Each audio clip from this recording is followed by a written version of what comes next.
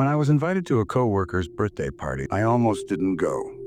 It was one of those Fridays where you're already wiped out from the week, and the idea of mingling with half-strangers sounded more exhausting than fun. But something about the way Liz, the coworker in question, insisted it made me feel like skipping wasn't an option. "You better show up, Kevin," she'd said, half joking, but also not really. So I went. It was at this trendy bar downtown. You know the type. Dim lighting, overpriced cocktails, and everyone pretending like they're having the time of their lives. I got there around 9 p.m., a little late, and the group was already well into the celebrations. I recognized a few faces from work, but also a lot of strangers. Liz spotted me and immediately waved me over, handing me a drink before I even had time to sit down. The night went on, and honestly, it wasn't bad. I chatted with some people I didn't know, I had a couple of beers, and even laughed at a few of those terrible office jokes that only make sense after a drink or two. That's when I met her, Anna. She wasn't part of our office crowd. I think she was Liz's cousin or a friend from college, something like that. She was talkative, way too friendly, and already tipsy by the time I introduced myself.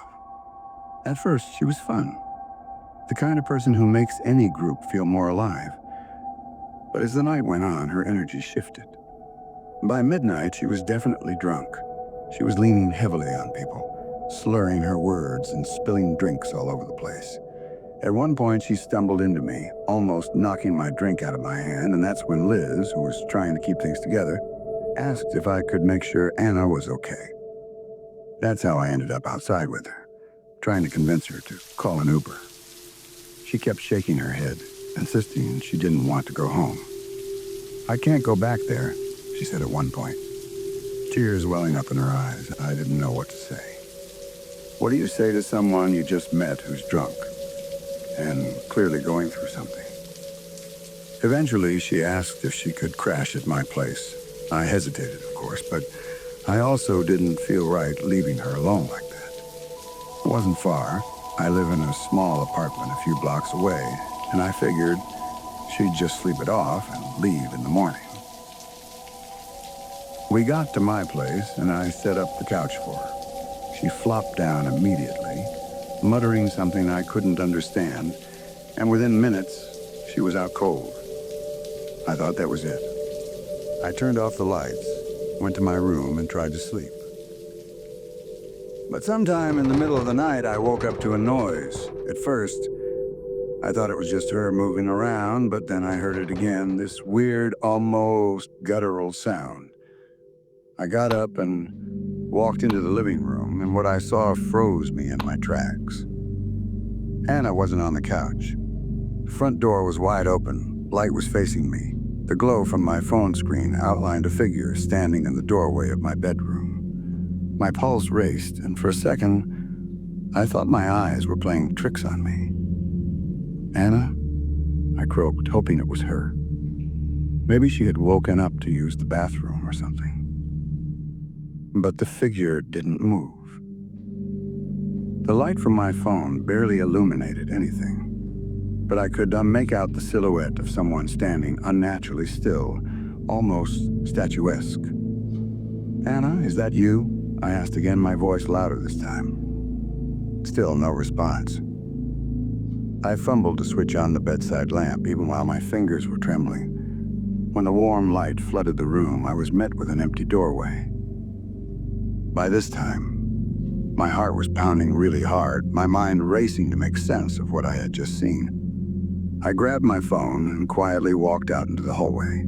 The house was silent except for the faint hum of the refrigerator in the kitchen. I made my way to the living room where Anna had insisted on sleeping after the party.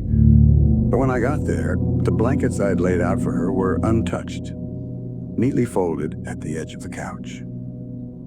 "Anna," I called out again, scanning the room. The front door was locked, the chain still latched. I checked the bathroom, the guest room, even the backyard through the kitchen window. She wasn't anywhere. It didn't make sense. My mind jumped to the worst-case scenarios. Had she left in the middle of the night?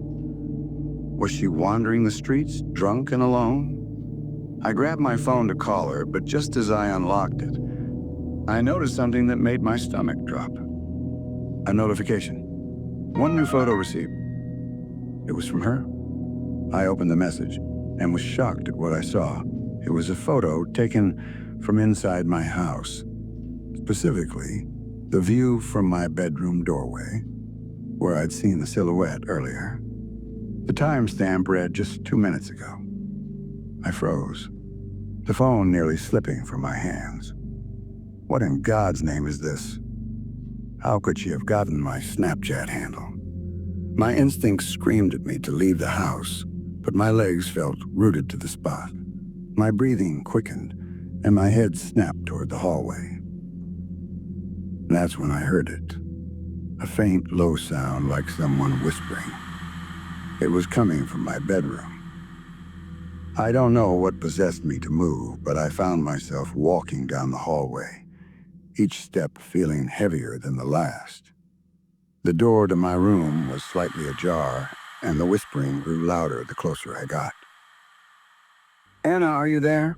I called out again, even though deep down, I knew something was terribly wrong. I pushed the door open and felt a rush of cold air hit me. The room was empty, but the window was wide open, the curtains billowing in the night breeze. And there, sitting on my bed, was her purse, the one she'd been carrying at the party. I didn't sleep that night. I didn't even stay in the house. I grabbed my keys, got in my car, and drove to a friend's place without looking back.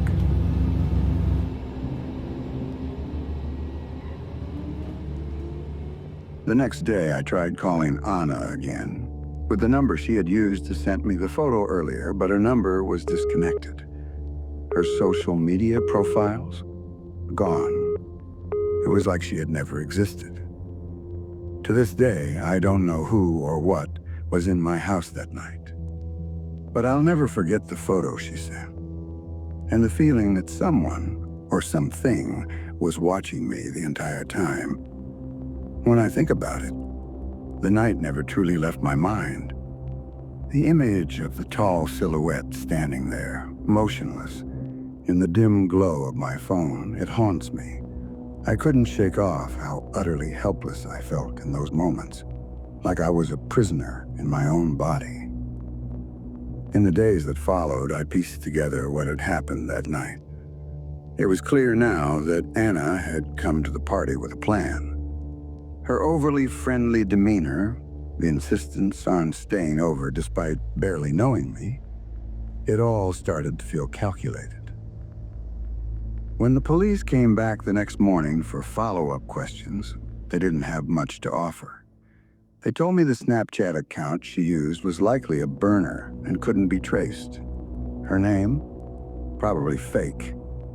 No one at the party had seen her arrive, and no one knew her beyond casual introductions.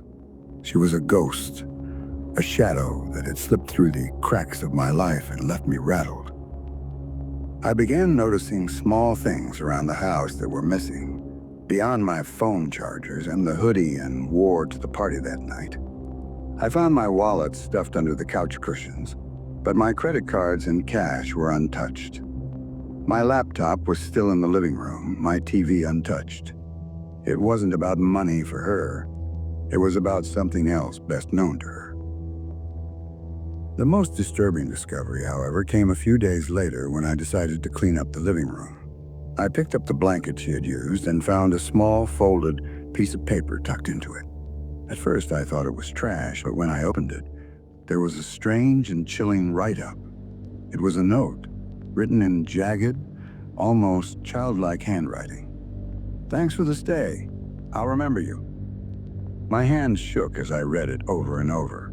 I couldn't understand why she would leave something like that. Was it a threat? A twisted thank you? Either way, it left me feeling violated all over again. After that, I changed the locks on every door in my house and installed security cameras. I didn't trust anything or anyone anymore. Every time I heard a creak in the floorboards or a car passed by my house late at night, my heart would race. Weeks turned into months, and though life moved on, the paranoia stayed. I started seeing her face in crowds at the grocery store, walking past a cafe, or driving through downtown. It was never her, of course, just my mind playing tricks on me. That month, though, it changed me. I don't go to parties anymore, and I certainly don't let strangers into my home. Anna, or whoever she really was, taught me that not everyone who smiles at you has good intentions. And every year, when the holidays roll around, I remember her standing over me in the dark, her figure still as a statue, as if deciding what to do with me. It's a memory I'll carry forever, a chilling reminder that sometimes the people you let in can be the scariest monsters of all. I couldn't shake the feeling that she had been watching me for longer than I realized, observing, waiting for the right moment to strike. My mind kept racing with questions I couldn't answer. How did she get social media handles?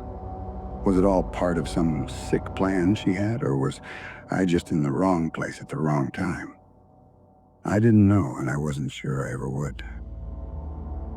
As the days passed, I tried to move on, telling myself that it was just a one-time thing, a bizarre encounter that would fade into the background of my life. But it didn't. The more I thought about it, the more I felt like I had missed something, like there was a piece of the puzzle I had overlooked. I began to lock my doors at night with a sense of paranoia I had never felt before, constantly checking the windows, always looking over my shoulder as if that was the end, but it wasn't. One night, a few weeks later, I got a call from an unknown number. My heart skipped a beat as I answered. It was a woman's voice, distorted and barely audible. "You can't run from this," she said, her words sending a chill down my spine. "I'm always watching." Before I could respond, the line went dead. A heavy cold was sent down my spine, and a sense of dread washed over me. Was it her? Anna again? Had she somehow found me again, even after all this time? I felt my breath quicken, and the room suddenly felt suffocating, as if the walls were closing in on me. I didn't sleep that night, though. I couldn't. The thought of her lurking somewhere out there, waiting for her next move, kept me up. Every shadow in the corner of my room felt like her. Every strange noise outside was her footsteps. The fear I had pushed away for weeks had come rushing back full force. I never saw Anna again, but I'll never forget the way she made me feel that night. The way she turned my world upside down with nothing but a bottle of laced wine and a few minutes of my trust. What made it worse was that deep down, I knew she was still out there somewhere, always just out of reach, a lingering threat that would never fully disappear. I moved after that. I couldn't stay in that house any longer.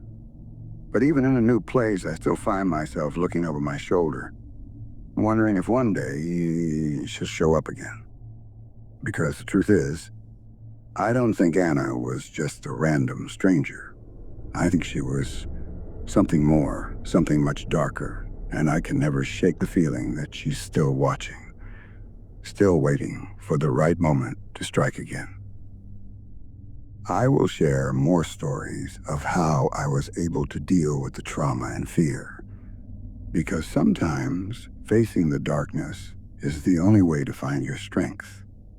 Each experience taught me something new, and I want to take you through the journey of healing, survival, and the lessons I learned along the way.